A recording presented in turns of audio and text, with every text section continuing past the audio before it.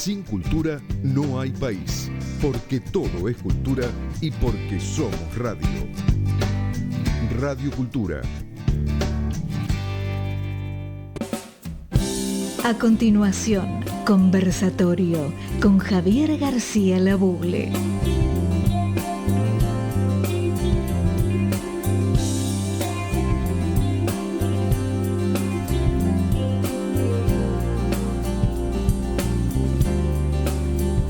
¿Qué tal, amigas y amigos? Muy buenas tardes. Muy bienvenidos una vez más a Conversatorio, un programa para conversar y reflexionar, compartir ideas, pensamientos, música también. Y hoy, en lo que va a ser el último programa de este año que hagamos en directo, vamos a experimentar un nuevo formato, a ver cómo resulta por hoy al menos, ¿no? Que voy a estar solo en el programa. Mis compañeros de ruta están con otros temas y dije, bueno, quizá después de tantos años de conducir este programa, y si bien me he presentado brevemente en algunas emisiones, deseaba compartir con ustedes un poco más en detalle mi visión, mis reflexiones, mis tareas. Y también pedirles que, si desean, nos acerquen sus comentarios, sus críticas, sus preguntas, sus inquietudes, sus sugerencias, y les doy una dirección de correo electrónico, palabras2025@gmail.com. Palabras, todo en minúscula, y 2025, el número 2025. Bueno, como permítanme recordarles que soy economista y escritor argentino, economista hace muchos años, escritor hace menos, aunque siempre la lectura y la escritura fue una grata compañía en mi vida. Y entonces la propuesta que yo quiero hacerles hoy es hacer como un balance del año, compartir con ustedes lo que es mi visión profesional de cómo cierra el año en materia económica, tanto a nivel global como a nivel local, y qué podemos esperar del 2025. Y esto tratando de hacerlo de una manera lo más objetivo y profesional posible, porque lo que encuentro muchas veces es que el debate o la discusión económica y financiera en la Argentina a veces está muy ideologizada, muy exacerbada, y se pierde aquella lección básica del pensamiento económico, que es poner una mente fría al servicio de un corazón ardiente. Entonces, permítanme en este primer bloque compartir un poco esta visión, y les vuelvo a repetir, acérquenme por este mail que les di cualquier inquietud o sugerencia que quieran. El año 2025, hablemos primero a nivel mundial, porque somos parte del mundo, nos guste o no nos guste, nuestra economía es parte del mundo, y por más que tengamos una propensión a estar cerrados y alejados, la realidad llega. Y la verdad que después de la crisis, después del año 2020, que fue un año difícil, porque se combinaron la crisis sanitaria que trajo el COVID, la guerra de Rusia y Ucrania, más adelante el conflicto en Medio Oriente con Israel y Gaza y las siguientes evoluciones, fue un gran desafío para la economía mundial y los mercados financieros. Alguna vez lo comentamos en el programa, pero déjenme repetir algunas cosas o por lo menos focalizar en dos temas. Una economía funciona bien cuando crece y no tiene inflación. Ese es el éxito de una economía. El partido económico se gana cuando la economía logra crecer sin inflación y creando empleo. A eso se llama crear riqueza material, en el buen sentido. No hay que asustarse de ese término.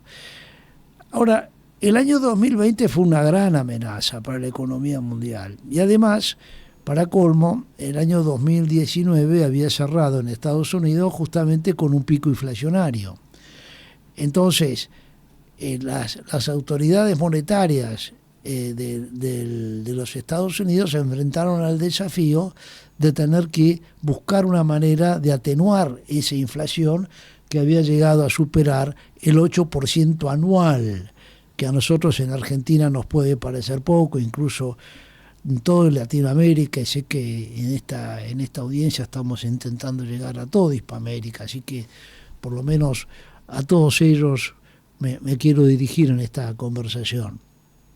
Nuestra región ha sido, la performance económica de nuestra región ha sido lamentablemente muy decepcionante en los años, porque hemos tenido justamente bajo crecimiento y mucha inflación.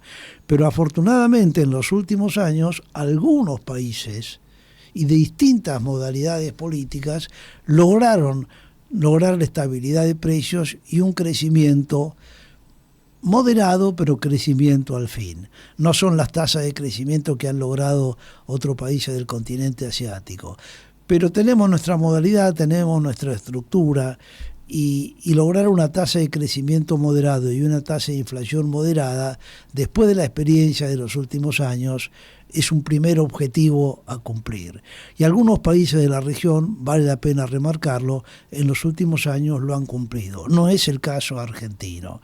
Pero entonces, por eso cuando hablo de una inflación del 8% anual puede parecer poco en nuestra experiencia, pero para una economía estable y desarrollada como los Estados Unidos o incluso Europa, esa tasa de inflación es muy elevada. ¿Cuál fue la respuesta de las autoridades? Subir la tasa de interés.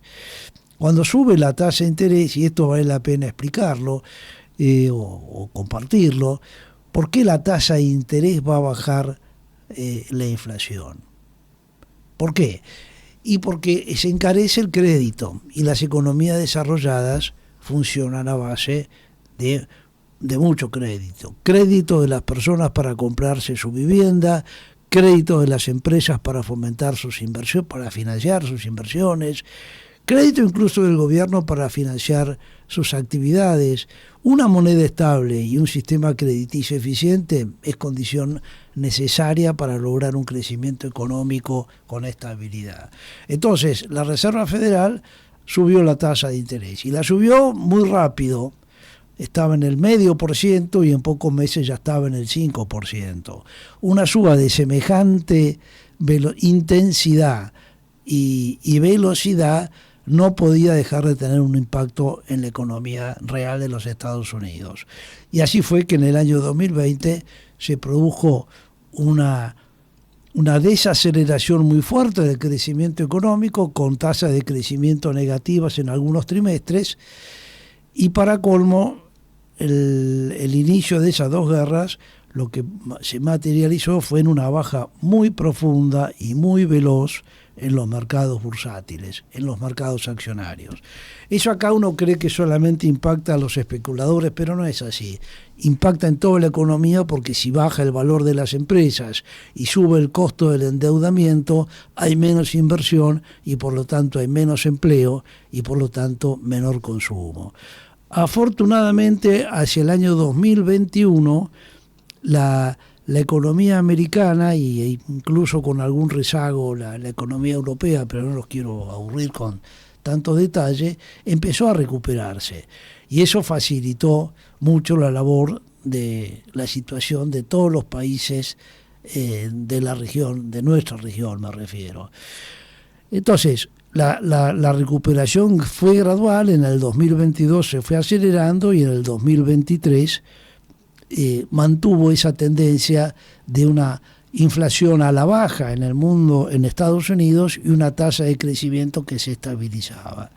Entonces el año 2024 nos encontró con que la Reserva Federal, la autoridad monetaria de Estados Unidos, recorrió el camino inverso al que había iniciado en el 2020. Comenzó a bajar la tasa de interés y con la baja que produjo esta semana, en total produjo 3 bajas a lo largo del año.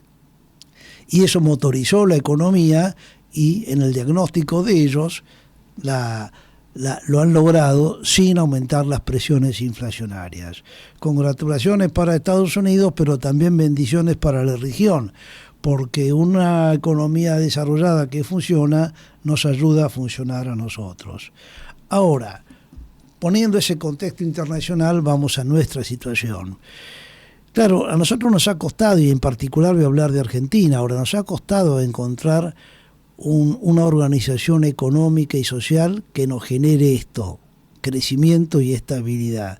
Y para colmo, a lo largo del presente siglo, lo que hemos tenido es una gran volatilidad en el crecimiento, altísimas altas de inflación y el consecuente aumento en la desigualdad y la pobreza. No voy a entrar, porque ya lo hemos hablado y lo hablaremos a lo mejor durante el año que viene, sobre estas causas. No quiero hacer una discusión. Lo que sí me interesa ver es, y compartir con ustedes, tener una visión lo más profesional posible de qué pasó en el 2024 y qué podemos esperar en el 2025. Sin hacer juicios de valor, simplemente un análisis clínico.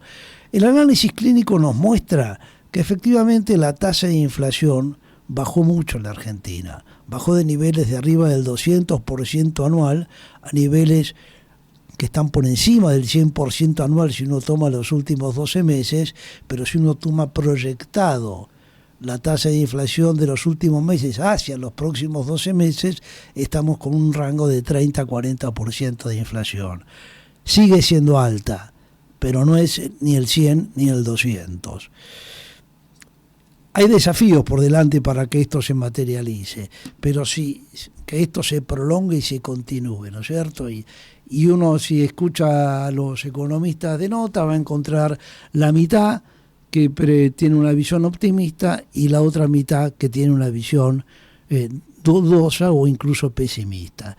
No me subo a ninguna de las dos, simplemente me refiero a lo siguiente. Si la Argentina durante 2025, o sea, durante el año que viene, logra mantener estas tasas de inflación actuales o bajarlas, y logra un crecimiento económico, aunque sea moderado, pero crecimiento económico, nuestra situación como ciudadanos y consumidores va a ir gradualmente mejorando.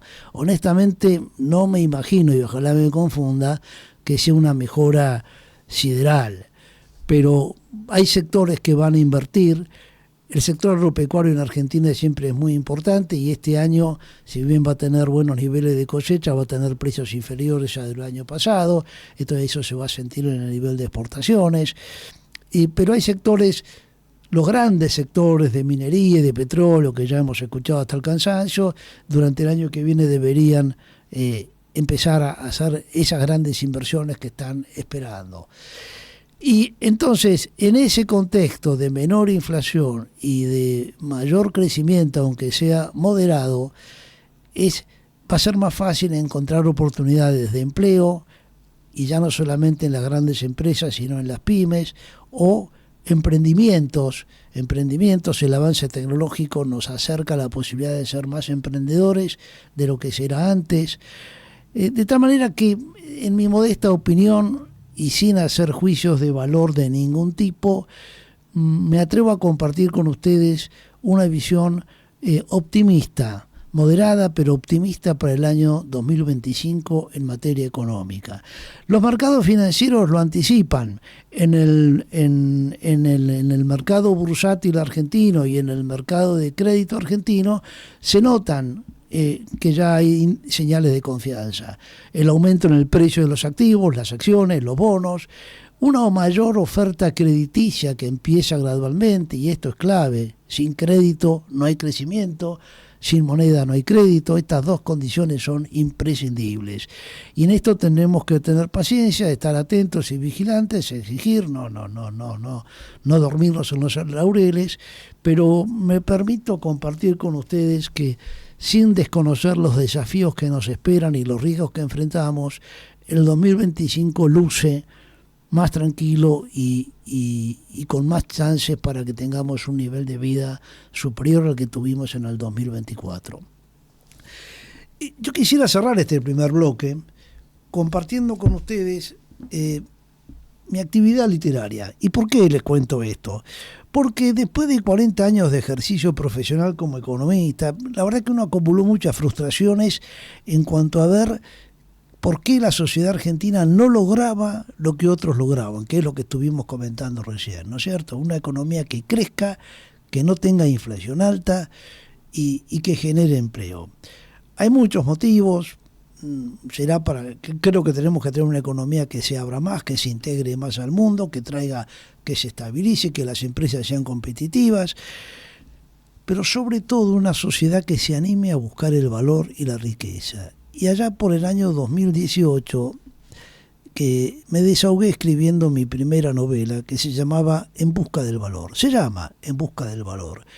Y de alguna manera en esa novela yo traté de repasar lo que fue la experiencia financiera y económica de la Argentina a través de personajes que son creados para la novela, pero que de alguna manera consideré que eran representativos de lo que fue ese largo periodo de decadencia, ¿no es cierto? Dos personajes que tienen mucho éxito en el mundo financiero, el mundo de la bicicleta, el mundo que conocí bien porque trabajé mucho en ese sector, y dos personajes del conurbano que tratan de pelear la vida con un empleo y sufren todas las vicisitudes que seguramente han sufrido algunos de los que están escuchando hoy este programa, ¿no es cierto? Se quedan sin empleo, cierran la empresa que trabajaban, en fin. En busca del valor entonces, y me voy a permitir leer lo que Fernando Sánchez Orondo, que fue mi alma mater en materia literaria, si yo me animé a escribir fue gracias a participar en el taller literario de Fernández Sánchez Orondo, y él en la contratapa de este libro dice lo siguiente: En busca del valor aborda en el doble sentido al que apunta su título, es decir, el del valor económico y el del coraje, un acertado mosaico de la sociedad argentina a lo largo de las últimas 4 décadas. Y ahonda y cautiva al involucrar en sus páginas un pequeño conjunto de historias personales tan representativas del contexto histórico local como, a la vez, de la condición humana en términos universales. Sigue la crónica que hace Fernando, no los quiero aburrir, no me quiero extender, pero de alguna manera En busca del valor, que fue el inicio en mi actividad literaria, trata de resumir la experiencia de estos 40 años que les estaba comentando. Y ahora los invito, como siempre, a un intercambio musical. Elegí una artista mexicana, que quizá muchos la conozcan, que es Daniela Romo, que además de ser una extraordinaria voz y una extraordinaria cantante, es un testimonio de mucha fuerza. Ya después en el próximo bloque se los voy a comentar. Déjenme decirles que Teresa Presmanes Corona nació en Ciudad de México el 27 de agosto de 1959, conocida como Delia Romo, es una cantante, actriz y presentadora mexicana. En 40 años como cantante ha grabado más de 20 discos y ha vendido más de 18 millones de copias. Es la segunda cantante mexicana más exitosa en la lista de las revistas Billboard, tan solo detrás de Ana Gabriel. En el 2018 la revista Rolling Stone ubicó una de sus canciones en el lugar número 10 entre las 50 canciones más grandiosas del pop latino. Después vamos a seguir compartiendo información que está en el sitio oficial de esta artista, pero relajémonos y disfrutemos de este primer tema que se llama La ocasión para amarnos.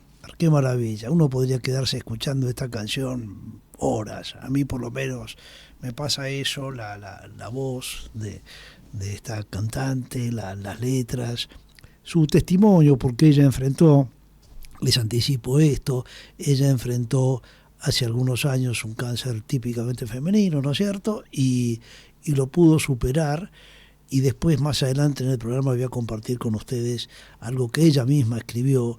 En su sitio web van a encontrar toda la información de esta actriz, su historia, que es también presentadora, ha sido actriz en películas, es una actriz y cantante de mucha acción y mucho renombre, ¿no es cierto? Y en su página web ustedes pueden encontrar más información de la que yo les puedo suministrar ahora sucintamente. Pero vamos a seguir con este conversatorio falso, porque hoy es un soliloquio, pero es un conversatorio con ustedes, así me lo imagino. Y por eso les vuelvo a repetir, si quieren mandarme algo, no lo voy a poder leer ahora, pero para la próxima. Les repito este mail, palabras2025@gmail.com. Palabras, simplemente la palabra, todo en minúsculo, 2025 en números, porque de alguna manera tenemos que encontrar palabras el año que viene, palabras que nos unan, palabras que nos alienten, palabras que nos iluminen, que nos guíen. Y en este segundo bloque, justamente, yo quiero hablar también de esa palabra horrible que no me gusta, que es grieta. No creo en la grieta. No creo en la grieta. Me parece que los argentinos tampoco queremos la grieta. Puede ser que personas que quieran ostentar el poder lo utilicen como una herramienta, en fin, materia de sociólogos y politicólogos. Pero yo creo que la palabra que a mí me gusta es nación, es comunidad, porque la nación es una comunidad de valores. Y yo creo que los argentinos, que somos muy diversos, de distintas cosas, de origen, incluso a veces de origen étnico también, no nos asustemos, pero creo que tenemos valores muy firmes que nos unen. Y de alguna manera, esto a mí me ha llevado a una segunda pasión que me ha acompañado toda la vida, que es la lectura de la historia. La lectura ha sido una grata compañía en mi vida. Y sobre todo la lectura de la historia, de nuestra historia. Y acá sí les pido paciencia si hay audiencia hispanoamericana, pero porque me focalicé más en la historia de la Argentina, pero que de alguna manera es la historia de nuestra región. Sobre todo en el periodo colonial, donde se sientan las bases y las raíces, a mi juicio, de nuestra forma de ser. No éramos muchos y había dos culturas a unir, la cultura de los pueblos originarios, como se dicen ahora, es decir, los pueblos que ya estaban habitando nuestro continente cuando llegaron los españoles en carácter de conquistadores. Así que fue un desafío eso, y un desafío que no fue fácil de resolver. Y hubo siglos de coexistencia donde la corona española, de alguna manera, lo que intentaba era mantener el orden acá y extraer la mayor posible fuente de riquezas que en aquel entonces era esencialmente el oro y la plata. El oro y la plata no estaban en el territorio argentino, estaban en lo que hoy es el territorio boliviano. Algunas minas importantes también había en otros países de más de la sección norte y oeste de Argentina, pero acá no había, así que en realidad nuestro territorio fue un territorio semi-olvidado durante el periodo colonial. Estamos hablando desde el año 1492, el año 1500, hasta el año 1800. Pero sin embargo pasaron muchas cosas. Buenos Aires era una aldea, era una ciudad con muy pocos habitantes, tenía 5.000 habitantes, llegó a 20.000 casi un siglo después. Para la Revolución de Mayo ya era el orden de 50.000, 60.000. Pero fue un periodo que a mí me fascinó. A mí me fascinó porque se me abrieron los ojos de muchas cosas, me ayudó a entender, porque la historia nos enseña a entender el presente y a visualizar el futuro. Me ayudó a entender que muchas de las cosas que hoy vivimos tienen sus raíces acá. Y esto no es para criticar a nadie, pero claro, por lo menos en nuestra generación aprendíamos historia fundamentalmente a partir de la Revolución de Mayo. Como si antes no hubiéramos estado, pero estábamos acá. Estábamos bien o mal, pero estábamos acá. Aunque nuestros ancestros hayan llegado después, nuestra sociedad empezó a formarse acá. Nuestros valores, nuestras costumbres, nuestras tradiciones, nuestras convicciones empezaron a formarse hacia 1500. Y de alguna manera, esta experiencia, y ahí hubo un tema que fue muy delicado, que como las leyes las imponían desde la corona española y con los objetivos a cumplir que tenía la corona, que no era necesariamente el desarrollo de la región, no fue una región favorecida. Y la ley distaba mucho de las posibilidades que había aquí. Entonces la ley se convirtió en algo, hay una frase que la hemos dicho a veces en el programa, la reitero, se obedece pero no se cumple. ¿Qué frase, no? somos una sociedad muy contradictoria en algunas cosas, y quizás esta frase resume esa contradicción. Tenemos una ley, tenemos un montón de leyes, sí, y se obedecen pero no se cumplen. Entonces surge lo que se llama la economía negra, la economía informal, o la sociedad informal, la sociedad que supuestamente vive bajo el imperio de la ley, pero no la acata.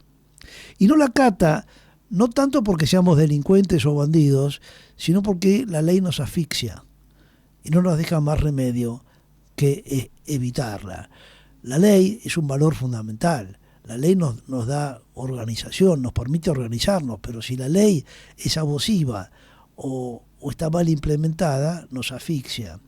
Y entonces la libertad que todos deseamos tener termina siendo lamentablemente un camino para evitar la ley.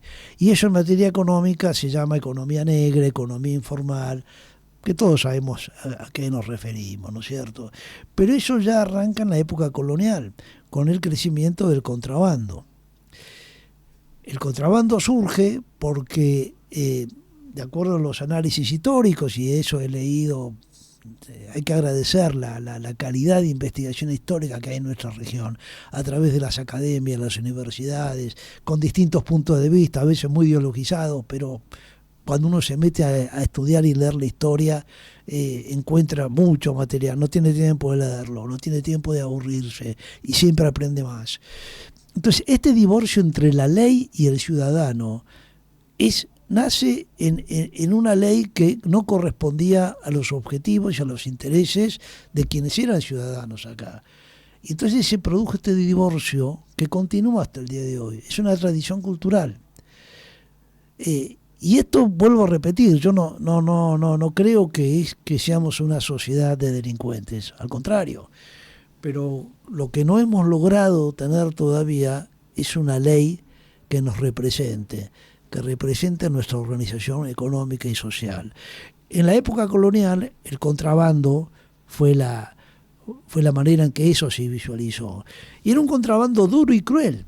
Porque no es que lo que se traía de contrabando era así, se traían bienes de consumo, pero sobre todo lo que fue la fuente de creación de riquezas fue el contrabando de los metales preciosos que se producían en las minas de Potosí, en lo que hoy es el territorio boliviano, que la corona española, insensatamente y mal aconsejada por sus burócratas españoles, pretendían mantener el monopolio de ese comercio a través del puerto del Perú. Pero resulta que era mucho más sencillo exportarlo a través del puerto de Buenos Aires.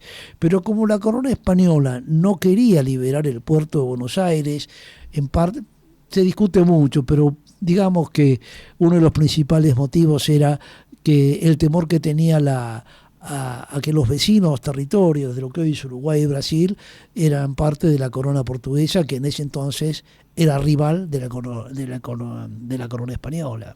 Habían sido unidos, pero se separaron. Entonces, en el periodo colonial estaban separadas esas dos coronas, se rivalizaban entre sí.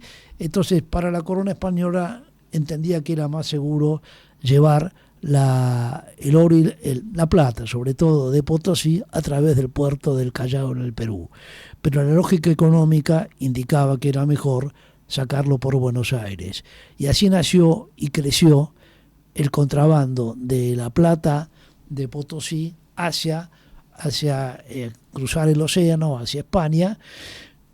¿Y cuál era la manera de financiar eso? Porque y este es un tema muy importante para nosotros los argentinos y para el resto de la región también. Era el tráfico de esclavos, el tráfico de esclavos negros que se traían del África. Entonces el comercio era esclavos del África que se traían acá a esta región, y con eso se intercambiaba con el metal de Potosí.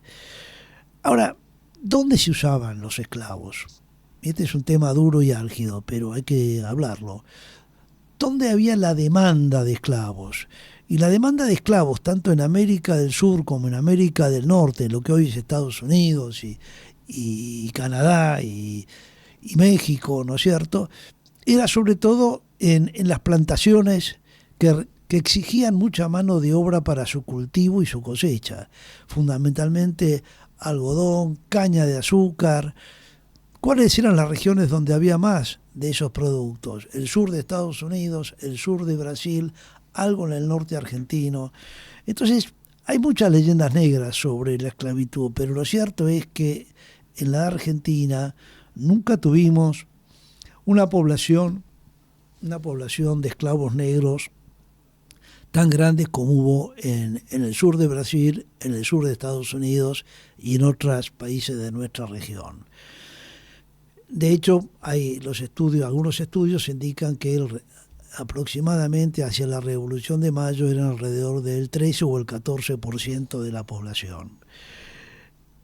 Pero dicho esto, para ahuyentar algunas cosas que creo que son una leyenda negra, lo que sí me parece importante es, todo es importante, pero lo que sí quiero remarcar hoy con ustedes es este divorcio entre la ley y la actividad.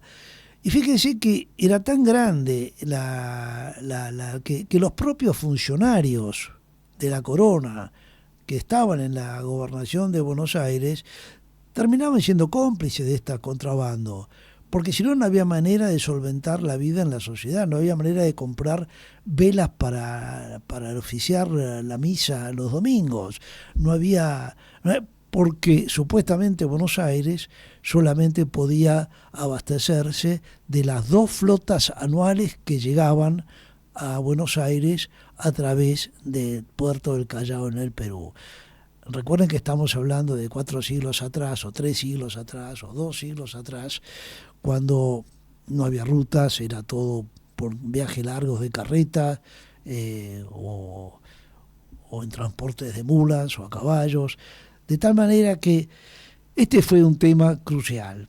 Y el otro tema crucial fue la cohabitación, pero no convivencia, estrictamente hablando, entre lo que fue la población que llegó de España y de Portugal y la población autóctona que estaba acá en la región, en particular de la Argentina, donde los estudiosos nos informan que había más o menos una 30 tribus de población originaria, indígenas, dicho con el mayor de los respetos, que tenían diferentes costumbres, diferentes modalidades. Había unos que eran nómades y se dedicaban a la caza y a la pesca, otros eran sedentarios y vivían de algunos cultivos.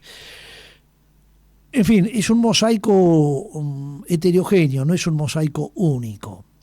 Y de algún modo, cuando yo me encontré con esa realidad, hice algunos trabajos académicos sobre el origen del contrabando, me fascinó también poder escribir la historia humana de ellos. ¿Cómo era la vida de las personas que vivían en ese contexto tan hostil muchas veces? ¿Cómo era la vida de los ciudadanos que estaban en Buenos Aires y en el interior de nuestro continente? ¿Cómo era la vida de los diferentes indígenas? ¿Cómo era la relación entre los indígenas y los conquistadores? ¿Qué es lo que motivó que hubiera largos periodos de paz? ¿Qué es lo que motivó que hubiera permanentes periodos de guerra entre ambos?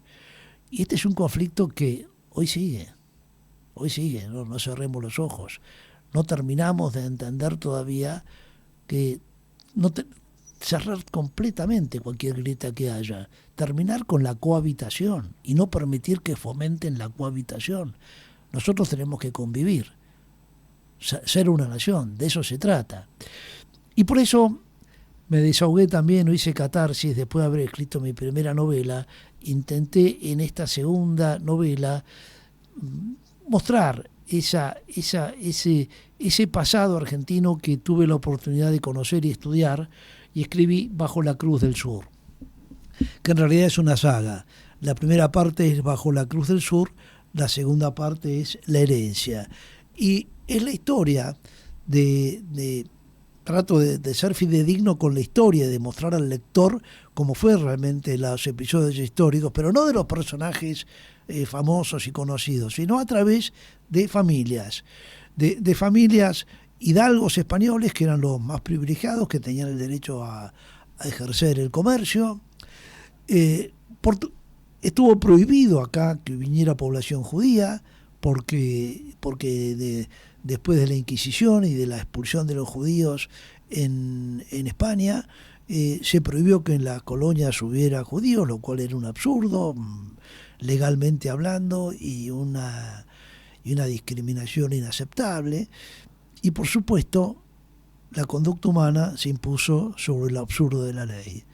Sobre todo a través del comercio, recibimos gran parte, un muy buen número de población de judíos portugueses, sobre todo, que se afincaron en nuestro suelo usando distintos artilugios, y eso es lo que yo traté de mostrar en esta saga, en Bajo la Cruz del Sur.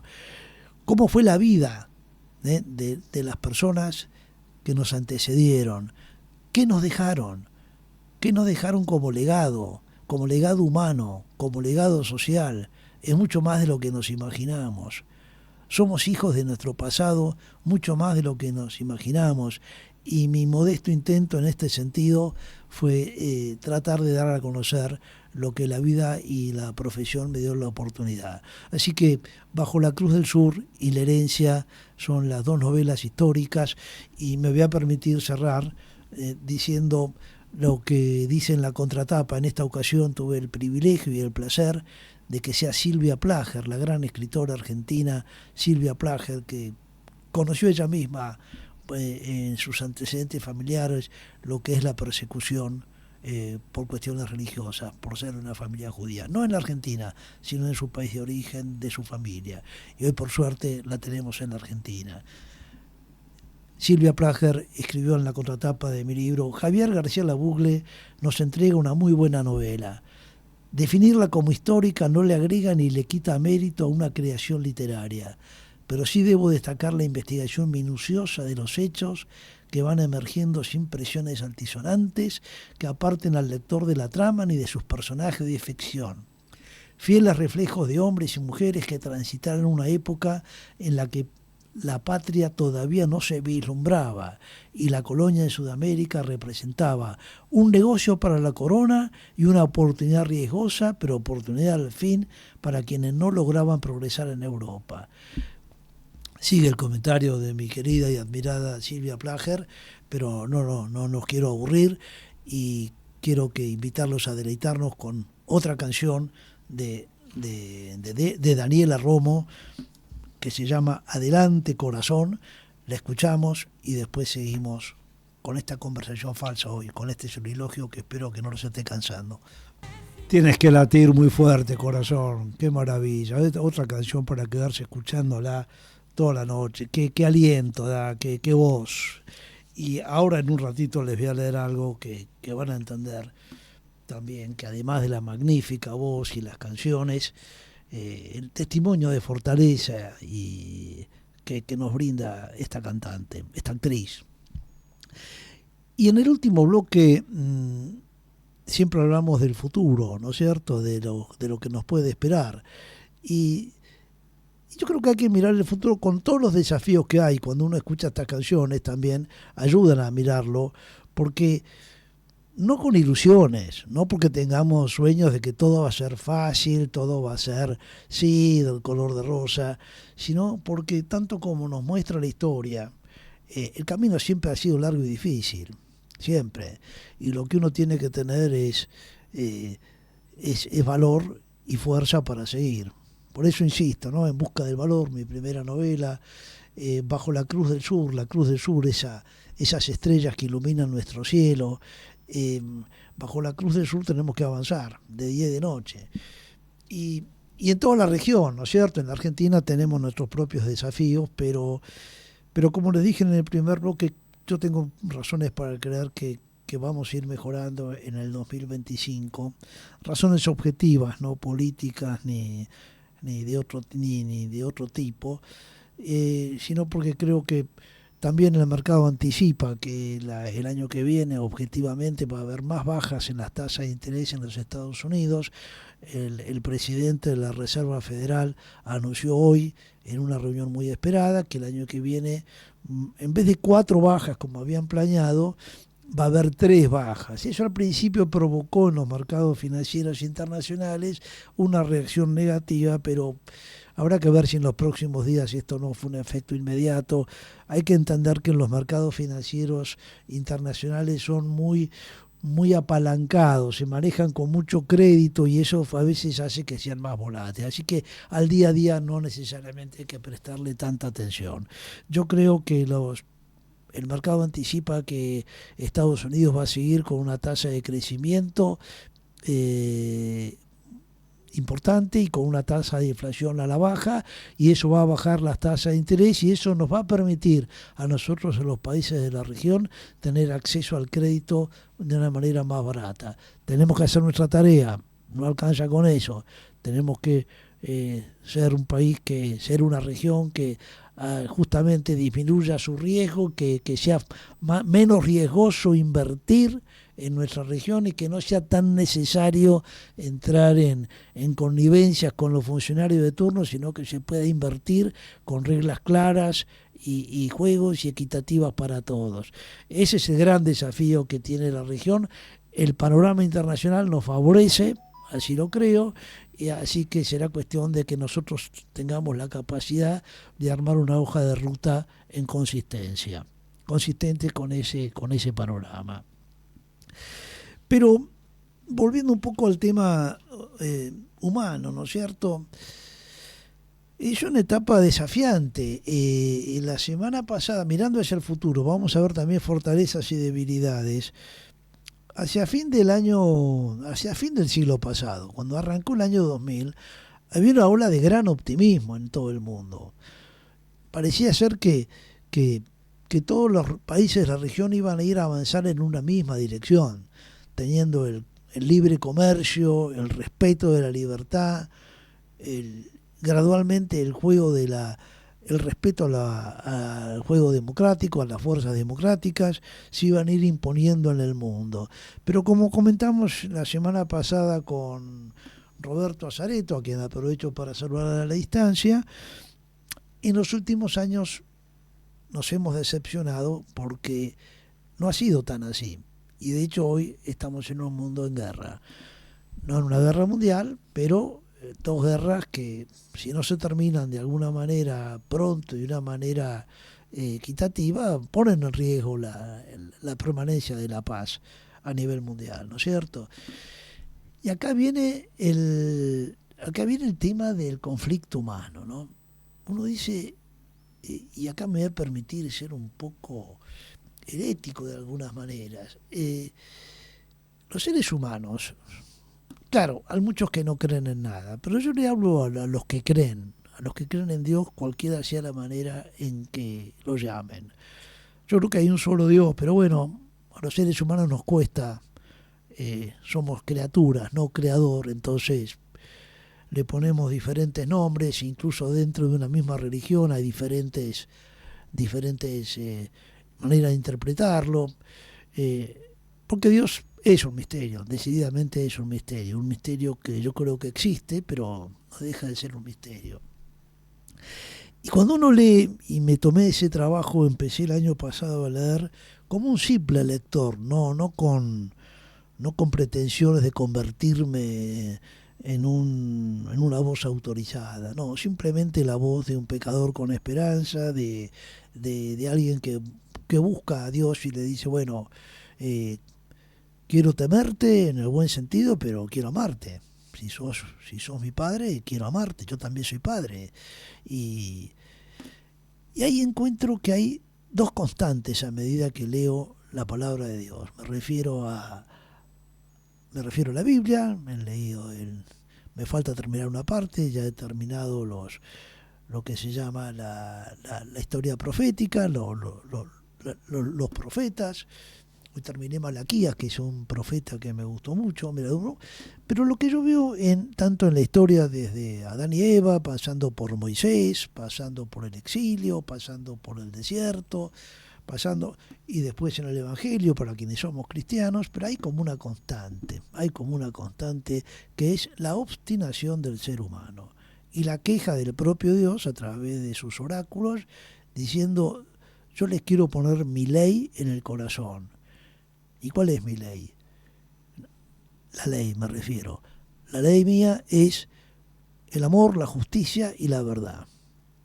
Y yo creo que esos son los valores que tenemos que hacernos fuertes como seres humanos, mirando hacia adelante, ¿no es cierto? Y no me quiero poner en profeta ni en catequista, pero me parece que ya cerrando el año y estando a las puertas de la Navidad y de fin de año, es oportuno que lo pongamos a Dios en nuestra vida en el lugar que le corresponde. Yo diría que Dios, la ley, el trabajo y la trascendencia son 4 valores que me permito compartir para cerrar este año 2024 con mucho entusiasmo. Y como me extendí un poco, déjenme terminar el programa de hoy con un relato que se llama Feliz Navidad, que lo escribí hace un tiempo, pero que tiene que ver, que a lo mejor nos representa a todos. A ver si me da el tiempo para leerlo. Dice así, se llama Feliz Navidad. Víctor terminó, y esto está para todos, sea cual sea tu creencia, amigo y amiga. Víctor terminó de paladear su café con leche, uno de sus más gratos sabores, tras cerrar la última página del diario. Otra vez sentía su alma intoxicada por las noticias. Enterarse qué nueva exacción tenían planeado los poderosos de turno. Cambiaban los estilos y las fórmulas, pero el ejercicio era siempre el mismo. Acumular poder y enriquecerse a costa de los sufridos ciudadanos. Avaricia, corrupción, venalidad, superficialidad, ignorancia, inoperancia. Todo en contra, se lamentaba Víctor, con el dolor y la frustración propia del mayordomo fiel que vela por el bienestar y la seguridad de los suyos. Con una mezcla de impotencia y furia se recostó sobre la silla para tomar fuerzas y empezar el trajinar de un nuevo día. Con todo en contra, se decía a sí mismo. Tomó su agenda y se sorprendió de la fecha. Se le había venido encima la Navidad, casi sin pensarlo. Demasiadas preocupaciones y angustias no parecían dejar lugar a la alegría. No pudo evitar recordar con nostalgia cómo ansiaba en su niñez esa fecha, no había otra igual. Arrancaba ya con el armado del árbol y el pesebre 3 semanas antes, lo más parecido a prender el fuego para el asado. Todo lo que venía después era alegría, el encuentro con sus tíos, los primos, los regalos, los sueños veraniegos, las vacaciones. ¿Por qué no permitírmelo ahora?, se recriminó a sí mismo y empezó a repasar las grandes fuentes de alegría que le había dejado el año. Su familia en primer lugar, que la sentía como la obra maestra de su vida, el poema que Dios había escrito en su alma. Yo le voy a pedir a Leo que si podemos poner el último tema mientras termino de leer esto, que justamente tiene que ver con la Navidad. Sus amigos de toda la vida, el reencuentro con muchos de ellos tras tantos años de ausencia, esa comida de camaradería que los había unido en cuerpo y espíritu al borde del río en una noche de luna llena de sonrisas y recuerdos. Sus compañeros del taller literario, cuna de una amistad fraguada en el intercambio de las mejores palabras que cada uno podía escribir, motivados por un auténtico sembrador de sentimientos y emociones. No hay nada tan fuerte como una voz cuando esa voz es la del alma, pensaba Víctor, recordando conmovido su poesía favorita de Francisco Luis Bernardes. Y eso era precisamente lo que motivador y motivados hacían. No valía la pena dejar que las vanas ilusiones y sufrimientos que ofrecía este reino impidieran disfrutar a pleno las alegrías que brindaba el otro reino, con mayúscula. Quizás de eso se trataba la Navidad al fin y al cabo. Fortalecido se dirigió a su escritorio, dispuesto a ver cómo abrían los mercados y comenzar su tarea cotidiana, cuando recibió en el teléfono un mensaje de su mujer que le recordaba que se iban a encontrar para comprar los regalos. «No te olvides», le escribía conociéndolo. Y sí, se había olvidado, pero sonrió, cerró la pantalla y antes de salir dichoso a su encuentro, le pareció oportuno y necesario enviar un mensaje a todos sus afectos. ¡Feliz Navidad!